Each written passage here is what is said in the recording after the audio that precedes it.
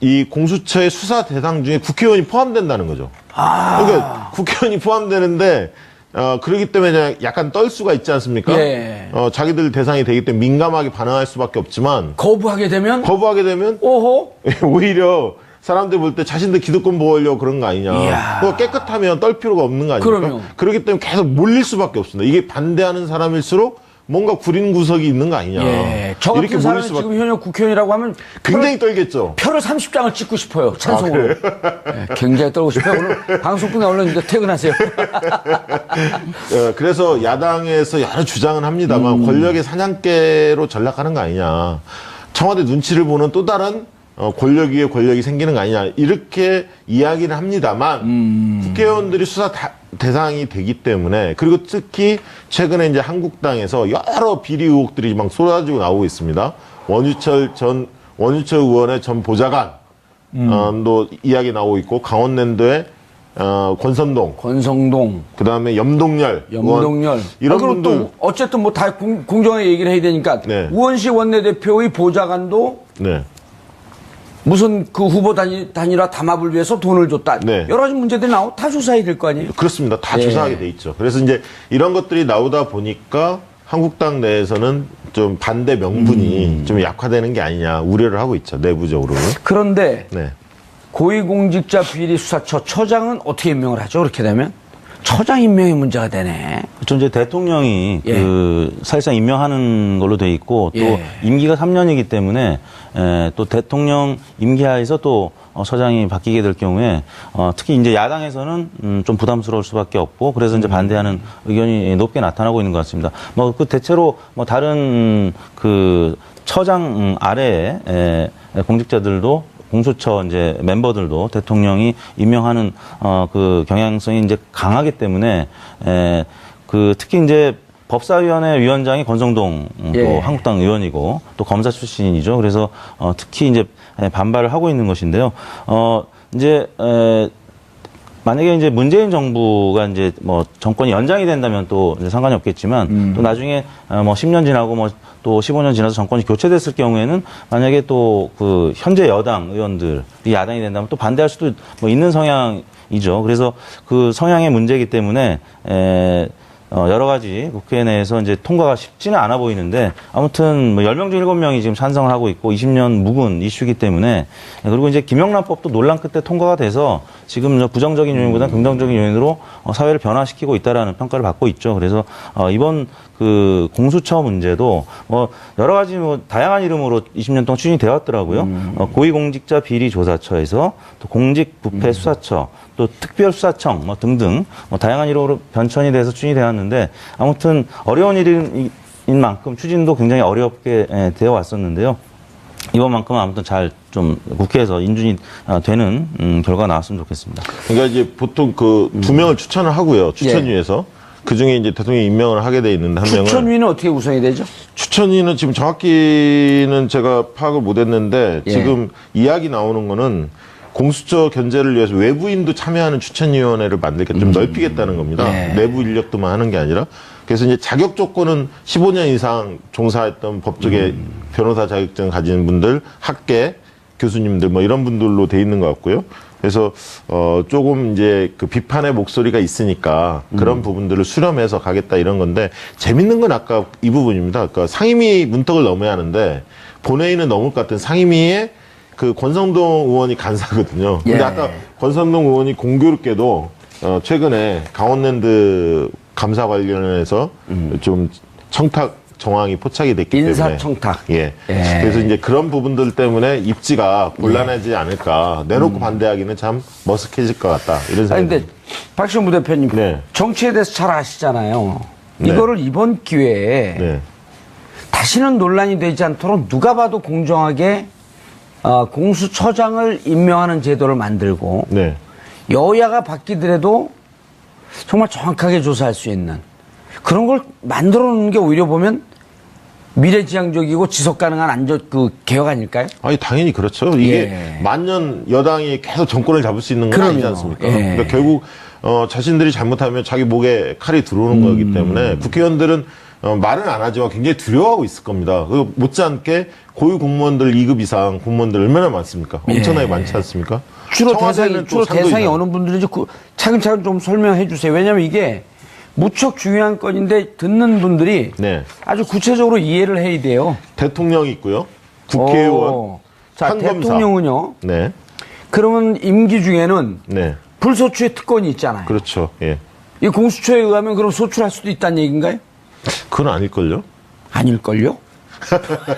그래서 이제 그 아, 조사는 그렇죠. 그 그건 맞죠. 기소 예. 예, 소출할 수 없는. 소출할 수 없고 이제 임기가 끝나자마자 이제 기소를 한다든지. 3년 이내에 다 할 수 있기 때문에 예. 퇴직 이후에도 관련 혐의에 대해서 다 할 수 있게끔 열어놨습니다. 예. 대통령, 그다음에 국회의원, 예. 판사, 검사, 어허. 그리고 경무관 이상의 경찰 공무원들, 예. 그다음에 고위 공무원단에 속하는 2급 이상 공무원, 청와대나 국정원은 3급 이상 공무원들, 그다음에 퇴임 후 아까 말한 대로 3년이 지나지 않은 공무원들 중에 비리가 포착이 되면 고위공직자 중에서 이 대상이 되는 사람들, 네, 고위공직자 그렇습니다. 이 대상이 되는 사람들은 퇴임한 이후에 3년이 경과하지 않으면 여전히 공수처에서 조사할 수 있다. 조사할 수 있습니다. 어, 그러니까 아까 이제 무서운데요? 대통령도 그런 경우죠. 예. 그리고 배우자, 직계비속, 형제자매. 예. 그리고 대통령의 경우에는 배우자뿐만 아니라 사촌 이내 친족까지도 포함이 됩니다. 그러니까 굉장히 수사 대상이 광범위하고 힘 있는 모든 공무원들은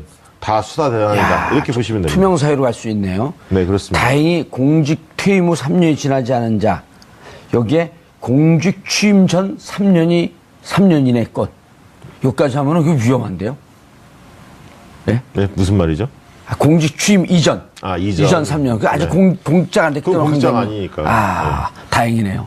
공직자로 나설 의향이 있으십니까? 아니요, 방송인도 공직자가 해갖고. 그렇습니다. 야, 그럼 이게 건관이 이제 법무부에서 건관을 받아들여서 이게 법무부 개혁위에서 낸 거죠? 그렇죠. 이제 입법 예고안을 내겠다는, 정부안으로 내겠다는 정부안으로 거죠. 법무부에서 내고 정부안에서 내면 이제 그걸 갖고 안을 만드는데 정말 처장을 누구의 영향도 받지 않는 처장이 임명될 수 있고 네. 그리고 여기서 예를 들어서 이런 것도 있을 수가 있잖아요.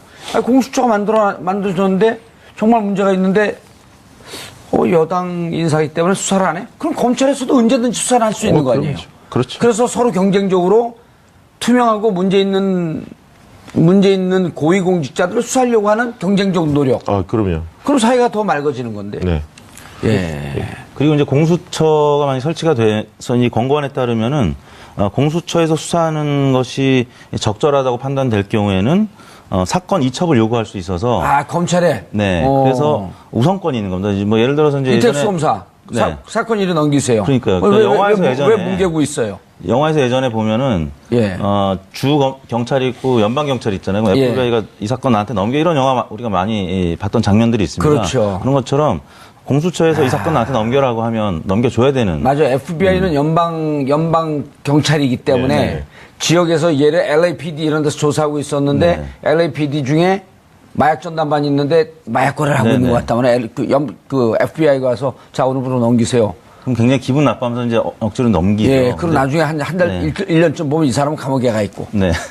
이택수 검사 넘기세요. 조심하세요, 지금. 다 보고 있어요. 아무튼 뭐 이런 그 무소불위의 권력 예. 때문에 규모 면에서도 혹은 또 아까 말씀드린 대통령이 이 처장을 직접 2명의 추천을 받아서 그중에 한 명 대통령이 직접 임명하는 예. 그 임명권, 그 다음에 바로 이런 이제 우선적으로 수사권을 이제 가져올 수 있는 그런 법률안이 지금 마련이 됐기 때문에 아, 우선 수사권? 이게 뭐죠, 그거는? 이게 이제 공수처 설치와 운영에 관한 법률 20조. 예, 권고안이죠, 현재. 네네. 네. 이 부분이 만약에 확정이 되면 아무튼 기존 검찰, 이 전체 검찰 수에 비하면 50분의 1밖에 안 되지만 이 공수처에서 갖는 그런 권한은 굉장히 막강해지는 것이죠. 그래서 예. 고위공직자를 뭐 대부분 수사할 수도 있는데 또 수사권도 우선권을 갖게 되면 기존 검찰 또 국회의원 입법부에서도 굉장히 두려운 그런 존재가 될 수 있는 거죠. 알겠습니다. 박시영 부대표님, 이게 50분의 1, 그렇게 메모드급은 아닌데, 이제 우리가 이번에 박영수 특검이 20명의 검사를 갖고도 혁혁한 공을 세운 100일간의 과정을 봤기 때문에 정말 잘하려고 하면 엄청난 성과를 낼 수가 있다. 그런데 이게 공수처가 실제로는 검찰을 견제하기 위한 거다? 그거는 조금 아닌 것 같고요. 그건 아닌가요? 예, 검찰의 역할을 더 강화하는 쪽으로 가는 건데, 그동안에 이제 검찰이 제 역할을 못 하지 않았습니까? 예를 들면. 권력의 눈치를 보면서. 이번에 이제 우병우 사태를 보면서. 예. 검찰이 힘없고 백없는 사람들한테 어떻게 했는지 너무 잘 아는데, 우병우 민정수석한테는 아무런 얘기도 못하고 시키는 대로 그대로 하지 않았습니까? 이걸 이제 우리 국민들 똑똑히 봤기 때문에 검찰 개혁을 해야 한다. 이런 어떤 목소리가 굉장히 높았던 것이고요. 거기에 따른 이런 공수처 찬성 여론으로 나타났다 이렇게 보여지고 관심거리는 사실 초대 공수처장이 누가 될 것이냐. 이게 국회의 문턱을 넘을 수 있느냐. 이게 이제 첫 번째 관심이고 넘는다면 초대 공수처장이 누가 될 거냐. 아무래도 초대 공수처장은 상징성이 있기 때문에 강직하면서도 국민들한테 어떤 신뢰를 받는 존재감이 큰 인사가 돼야 하지 않을까 그렇게 생각이 듭니다. 원로들 중에서 뽑을까요? 아니면 좀 실무적인 능력도 좀 있고? 그래서 일각에서는 박영수 특검 얘기도 나오는 것 같은데요. 그래도 좀 너무 이제 원로급은 좀 아닌 것 같고요. 그렇죠. 일을 할 수 있는 분. 그리고 이제 120명도 많다라고 얘기하는데 실제 만들었던 분들 얘기 들어보면 수사하고 공소를 유지해야 하기 때문에 이 인력이 그렇게 많은 것도 아니다. 검사들이나 수사관들이 그렇게 이야기를 합니다. 그리고 한 50명 검사가 되더라도 늘 재판에 들어가서 재판을 하고 이거는 워낙 중요한 사건이기 때문에 공판 검사한테 맡길 수가 없는 거거든요. 그렇죠. 본인들이 조사를 해서 본인들이 기소하면 공소 유지, 재판도 본인들이 직접 받아야지. 지금 윤석열 중앙지검장 같은 경우도 특검에서 조사한 국정농단 사건은 검사들이 직접 들어가잖아요. 그러니까 이 50명 검사라고 할지라도 실질적으로 계속 문제가 있어서 재판이 돌아가는 검사가 한 3분의, 한 3, 4, 50%. 그럼 수사검사는 실질적으로 한 20, 30명밖에 안 되는. 생각보다 많지 않은. 그렇게 이야기를 합니다. 알겠습니다. 근데 이제 아까 박시영 부대표는 그건 아닌 것 같다 그러는데 이제 지금 공수처와 관련한 얘기를 좀 들어보면 고위공직자를 잡겠다는 것도 의미가 있지만 검찰의 권력이 무소불위의 권력을 갖고 있는데 제대로 안 하니까. 그러니까 만약에 이번에 작년에 박영수 특검이 뜨기 전에 특수본부들이 다 생겼었잖아요. 근데 고소수사를 제대로 했으면 특검이 왜 필요했으며 촛불을 들 이유가 있었는가. 근데 특히 우병우 잡는 데는 미정적거렸었잖아요. 그래서 이렇게 되면 검찰이 조금 더 제대로 할 수 있을 것이다. 그런 것에 서로 상호 시너지 효과가 있을 것이다. 이런 주장도 있거든요. 그렇죠. 이제 검찰이 국민들이 느끼기에는 제식구 감싸기 굉장히 좀 심할 정도로 그렇게 피부로 느끼고 있을 겁니다. 이제 우병우 전 민정수석 건과 관련해서도 그렇고요. 그렇기 때문에 본인들한테 자정을 대검 안에서 법무부 안에서 자정 노력을 할 수도 있겠지만 기대하는 국민들은 많지 않을 겁니다. 그래서 결국에는 외부에서 견제하고 또 실제 기소도 할 수 있는 이런 권력이 부여가 되어야 한다는 것이고요.